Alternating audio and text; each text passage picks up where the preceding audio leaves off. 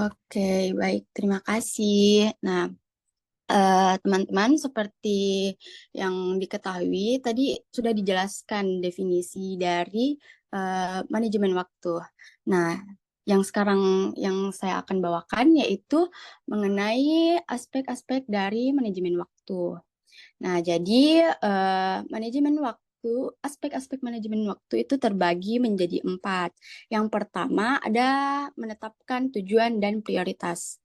Nah, yaitu apa yang menjadi kebutuhan dan keinginan dari teman-teman untuk diselesaikan dan bagaimana teman-teman dapat menempatkan kebutuhan itu sesuai prioritas tugas yang diperlukan untuk mencapai tujuan. Nah, jadi tujuan ini dibagi menjadi 2, ada tujuan jangka pendek dan ada juga tujuan jangka panjang. Nah, contoh dari tujuan jangka pendek ini misalnya teman-teman ingin mendapatkan nilai yang bagus pada semester ini. Nah, sedangkan kalau tujuan jangka panjang, teman-teman ingin cita-citanya menjadi, misalnya menjadi dokter atau psikolog. Seperti itu. Nah, tujuan jangka pendek ini bisa saja menjadi tujuan harian, yaitu belajar, agar tujuan jangka panjang, yaitu ingin menjadi dokter atau psikolog, dapat mudah tercapai. Nah, terus yang kedua, ada teknik atau mekanika eh, manajemen waktu atau perencanaan penjadwalan, yaitu bagaimana teman-teman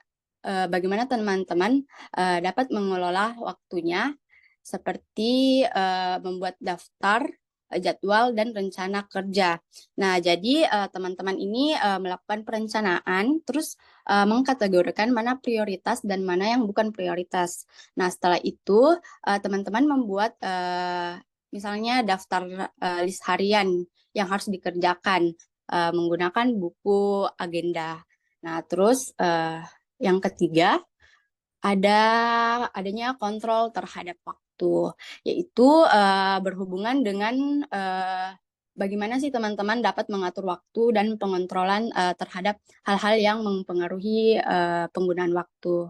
Nah, pada aspek ketiga ini mengarah pada pandangan teman-teman bagaimana kemampuannya dalam mengendalikan waktu dan bagaimana teman-teman menggunakan waktu yang ada secara secara sebaik mungkin.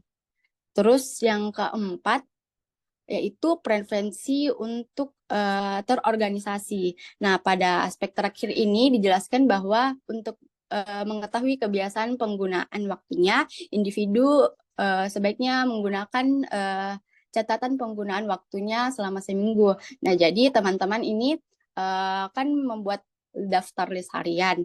Nah, jadi selama 1 minggu itu teman-teman perlu mengevaluasi daftar list hariannya agar uh, agar aktivitas aktivitas teman-teman itu dapat diketahui yang mana saja yang bukan prioritas dan mana yang bukan prioritas.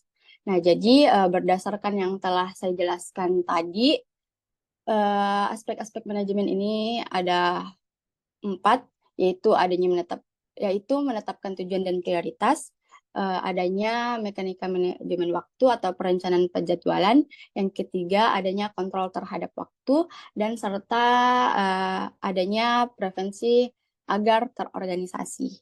Seperti itu. Baik, sekian dari materi saya. Saya serahkan kepada rekan saya selanjutnya. Terima kasih. Oke, baik. Terima kasih Kak Nurul Fadila. Jadi, sebelum saya melanjut ke materi, saya mohon maaf terlebih dahulu. Tadi saya lupa untuk memperkenalkan diri saya karena saya juga apa ya